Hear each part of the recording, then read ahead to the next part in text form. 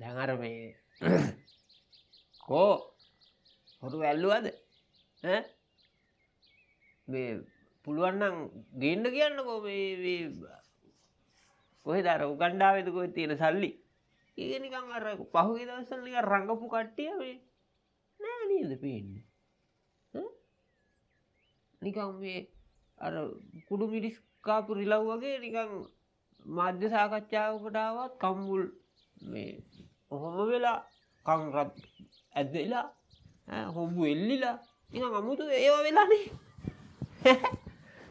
මේ දැන් ඒ ලොකු ටෝක් නෑ මේ අර කවුද තිස්ස කුට්ටි අපි මේ හිරේ දාලා හරි කමන්නේ ජනතාවට සේවය කරන්නලු ජනාධිපතිතුමනි කියලා මේ ඊයේ පෙරේදා අඬනවා දැක්කා ඊට පස්සේ දිලිත් ඇන්ටිජන් දිලිත් මහින්දානන්ද කැරම් බෝඩ් ගෙනල්ලා ගෙදර ගෙනිච්ච නෑනේ ජනතාවට බෙදුවනේ කියලා වගේ එකක් කියනවා.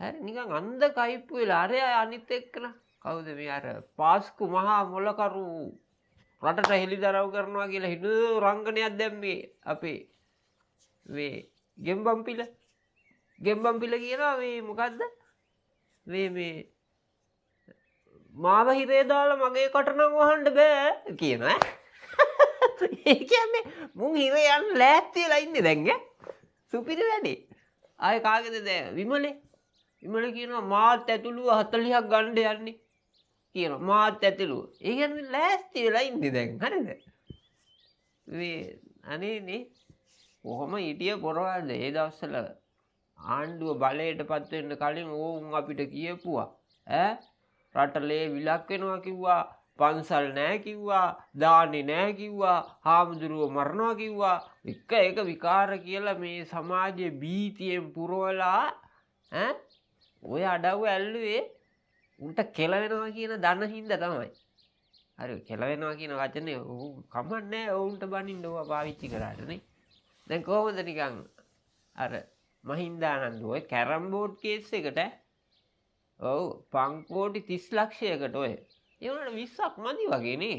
අරගොල්ලෝ අර තෙල් ගහලා ලක්ෂ 26ක අවුරුදු 16ක් ඇතුළට දාපු එකේ SM රංජිතු දෙන්න ඊට වඩා යවන්න තියෙන්නේ. එහෙම හිතුවට දැන් ඕක ගැන නිකන් ටික කල්පනා කරනකොට අනිත් කතන්දරේ මේ බරපතල වැඩ ඇතිවනේ යවන්නේ. ඔවුන්ට දැන් බරපතල වැඩ ඇතිව අවුරුදු 20ක් හිරේ. ඊට පස්සේ මේ ටිකේ බරපතල වැඩ කියන්නේ මොනවද කියලා එකක් ගැනත් මේ සාකච්ඡාවක් ගියානේ. මොනවද බරපතල වැඩ හිරේ? උදේ මන් අර නයිදරනේ මං අහගෙන කියනවා මේ පත්තර එක තිබුණ වාර්තාවක් කියුවේ නෑ. ඒ හදයක් කිව්වා නෙමෙයි. මේ අතු ගන්න ඒවා. කාණු හොදන ඒවා. රෙදි හොදන ඒවා. කුසි පාටියේ වළං හොදන ඒවා. දරපලන ඒවා.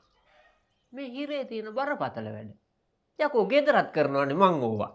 මාත් හිරයක් අරගෙන මාත් බරපතල වැඩ. දැන් අවුරුදු ගාණක්. ඕවා බරපතල වැඩද?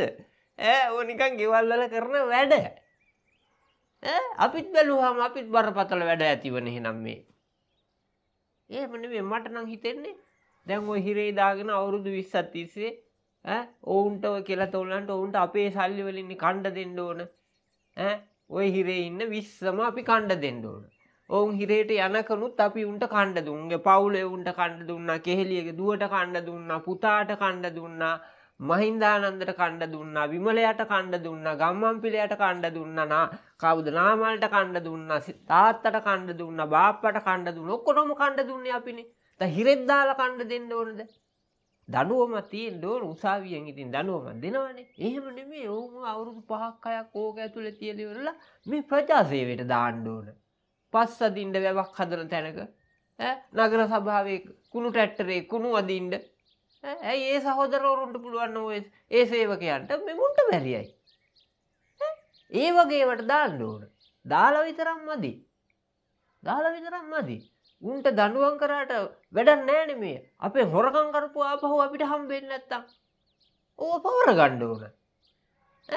දැන් පොර නැවේ කේස් එක ආවේ නැහැනේ තාම මහින්දානන්ද මාස 3 රට යවනවා කිව්වා හාල්ල කාබනික පොර දාලා. අන්තිමට රටේ කන්න හාලුත් නැති වුණා. ඌ ඔක්කොම පවර ගන්න ඕන.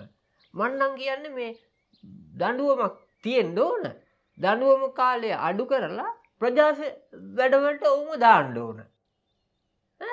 ගොඩනැගිලි ආණ්ඩුවේ ගොඩනැගිලි හදන තැන්වල බදාම නන්න දානවා. කොන්ක්‍රීට් නන්න දානවා. වැඩකුත් වෙනවනේ රටට. ඒකම ඔවුන්ගේ ඔක්කොම දේපොළ පවර ගන්න ඕන. දැන් ඒක නෙමෙයි 40ක් විතර ඉන්නවලු පණින්නත් බලාගෙන. ඕ මේ පත්තරයක තිබ්බේ. නෑදෑයෝ පුතාලා ඇමතිලා රජයේ නිලධාරි මූදු වෙරලා ඉන්නේ බෝට්ටුවකින් පනින්න බලාගෙන ඉන්න ඇත්තේ. දැන් හැමදැනම වහලා තියෙන්නේ. කොහොමද ජනතාවාදී ආණ්ඩුව? එහෙම තමයි වෙන්න ඕන. එහෙම තමයි වෙන්න ඕන. තව කොහොමද ඉතින් පටන් ගත්තා විතරයි. කට්ටියට ඇඳිලා ඉන්නේ අපි බලමු. මොනවාද මේ හොඳ හොඳ සෙල්ලම් එළි වෙන ජාමි කියලා කියනවනේ. දැන් එළි වේගෙන එන්නේ. හරි. ඔහොම යන්. තව ටිකයිනේ. ටිකක් නෙමෙයි. තව ලොකු අයත් ඉන්නවනේ. බලමු.